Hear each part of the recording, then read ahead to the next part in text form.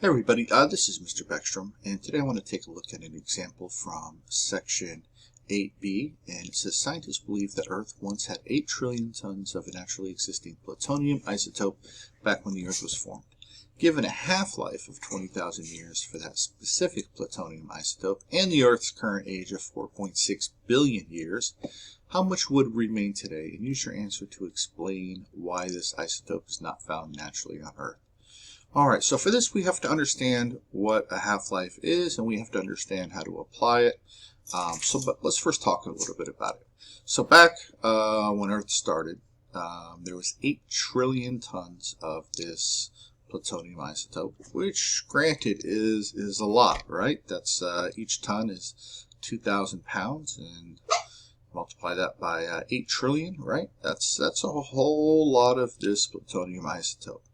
But after 20 years, it would become half of what it was before. So after 20,000 years, it would go from 8 trillion tons to 4 trillion tons. And then after another 20,000 years, it's going to go from 4 trillion tons down to 2 trillion tons. After another 20,000 years, it goes from 2 trillion tons down to 1 trillion ton. And it seems like there'd still be a lot today, but we have to understand that there's 4.6 billion years in the Earth's current age. So how many times does that 20,000 go into that 4.6 billion? Because that's how many times it's going to lose basically half of its mass. So in order to answer that, we can use the equation. And let me go ahead and copy that over here. That the new value of any substance here is equal to the initial value times 1/2. The 1/2 signifies the half-life. You could call it, if you wanted to figure out the third life or the fourth life, you could do that too. But here we want to know after how long is only half remaining.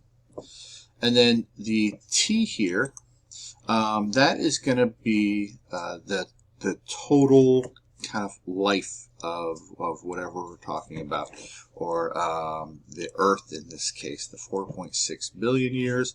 And then the t-half here, that's going to be the 20,000. And this is that division that we were talking about to find out how many times 20,000 goes into that 4.6 billion years. So this is going to look something like this. The new value is going to be equal to the initial value, which was 8 trillion tons. So 8, and it's going to be a lot of zeros here, right? Those are my millions, those are my thousands, 0, 0, 0, and times 1/2 raised to the, and it's going to be the age of the Earth over the half-life length here. So that's going to be, and I'm just going to write this right now, is 4, 6, 0, 0, 0, 0, 0, 0, 0, lots of zeros here, all over 20,000. And this might seem like a hard computation to do by hand, and yes, it would be, and it's not something that I want to do by hand. It's not something that I expect you to do by hand either. So let's use the calculator. Let's make sure we put it in right. So this is going to be 8 billion, so 9 zeros, 1, 2, 3, 4, 5, 6, 7, 8, 9, times, in parentheses, we're going to have the 1/2 there.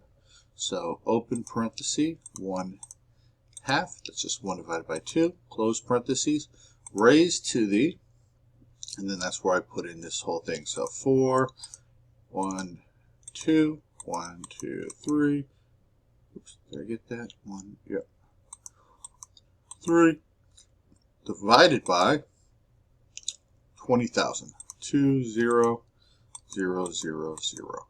And when we put this all in, this actually gives us an answer of 0. So the new value here is going to be approximately 0.